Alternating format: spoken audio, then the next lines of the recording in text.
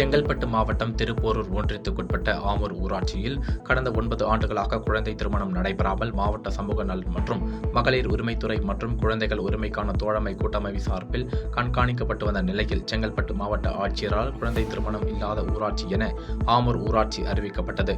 இதன் அதிகாரப்பூர்வ பெயர் பலகை திறப்பு விழா ஆமூர் ஊராட்சி மன்ற தலைவர் வரதன் தலைமையில் நடைபெற்றது. இதில் திருப்போரூர் ஒன்றிய பெருந்தலைவர் இதயவர்மன் சிறப்பு அழைப்பாளராக கலந்து கொண்டு பெயர் பலகையை திறந்து வைத்து குழந்தை திருமணம் இல்லாத ஊராட்சியாக மாற்றுவதற்கு பாடுபட்ட குழந்தைகள் உரிமைக்கான தோழமை கூட்டமைப்பு நிர்வாகிகளுக்கு சால்வை அணிவித்து பாராட்டு தெரிவித்தார்.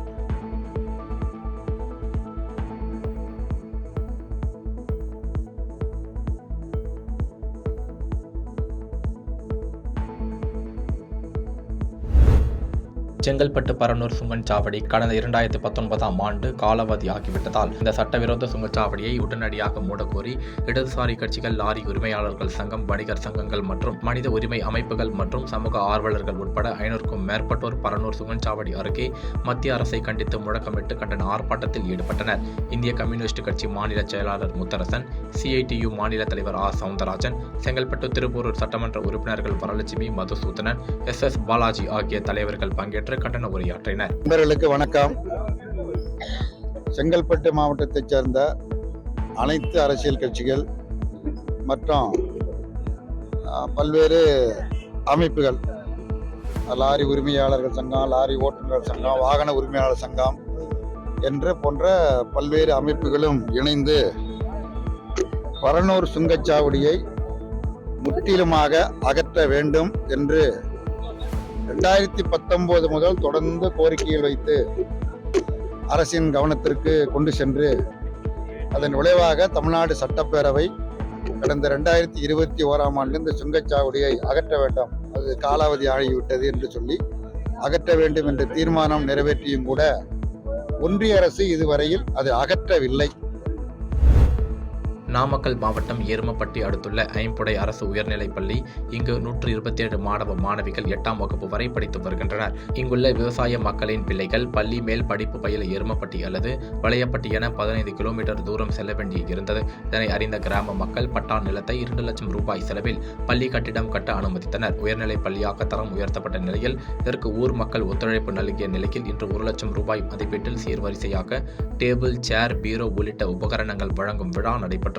முன்னதாக ஊர் எல்லையில் இருந்து மேலதாளம் முழங்க பள்ளி மாணவ மாணவிகள் உடன் பெற்றோர்கள் சீர்வரிசையுடன் ஊர்வலமாக சென்றனர்.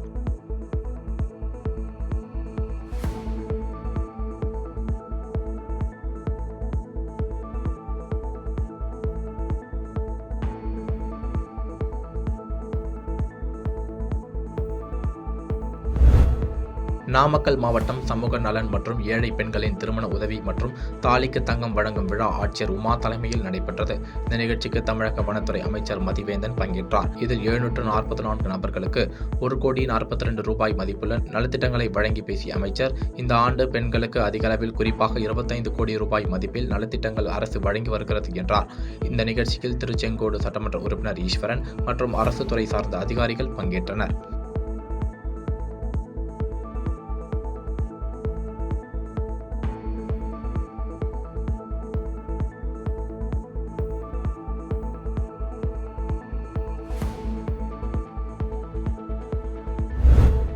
சேலம் மாவட்டம் ஓமலூர் அருகே உள்ள தாரமங்கலம் குறுவட்டத்தில் தசவிலக்கு தெற்கு வடக்கு கிராமங்கள் உள்ளன. இந்த கிராமங்களில் உகேஸ்வரர், படவேட்டியம்மன், சென்றாய பெருமாள் என 10 கோவில்கள் உள்ளது. இந்த கோவில்களுக்கு சொந்தமாக 120 ஏக்கர் நிலம் அப்பகுதியை சேர்ந்த சிலர் ஆக்கிரமிப்பு செய்து பயன்படுத்தி வந்துள்ளனர். இந்த ஆக்கிரமிப்பு நிலங்களை மீட்க கோரி இந்து சமய அறநிலையத்துறை இணை ஆணையர் நீதிமன்றத்தில் வழக்கு விசாரணை நடத்தி வந்தார். வழக்கில் ஆக்கிரமிப்பு நிலங்களை மீட்டு சுவாதீனம் எடுக்க உத்தரவிடப்பட்டது. இதையடுத்து இந்து சமய அறநிலையத்துறை உள்ளிட்ட அனைத்து துறை அதிகாரிகள் சேலம் மாவட்ட உதவி ஆணையர் ராஜா தலைமையில் 10 கோவில்களுக்கும் சொந்தமான சுமார் 120 கோடி ரூபாய் மதிப்புள்ள சுமார் 120 ஏக்கர் நிலம் ஆக்கிரமிப்பாளர்கள் வசமிருந்து மொத்தமாக மீட்கப்பட்டது.